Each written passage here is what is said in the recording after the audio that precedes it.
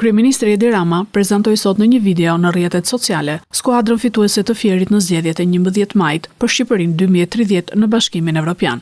Rama për secilin deputet të Partisë Socialiste që i përket listës së qarkut Fier, solli në vëmendje edhe eksperiencën parlamentare të deputetëve të PS-s, duke renditur mandatet respektive për ta.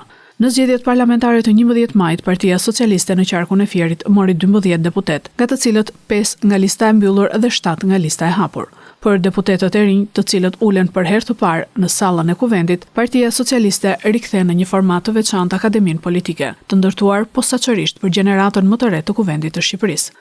Kujtojmë edhe një herë se qarku Fier ka 12 deputet, 5 nga lista e mbyllur dhe 7 nga lista e hapur. Belinda Balluku, Petrit Malaj, Kiduina Zaka, Erio Mile, Ana Nako, Antoneta Dhima, Afloral Haxhiu, Ceno Klosi, Elton Korreshi, Klevis Jahaj, Zigjinet Shaushi dhe Ramion Kurti.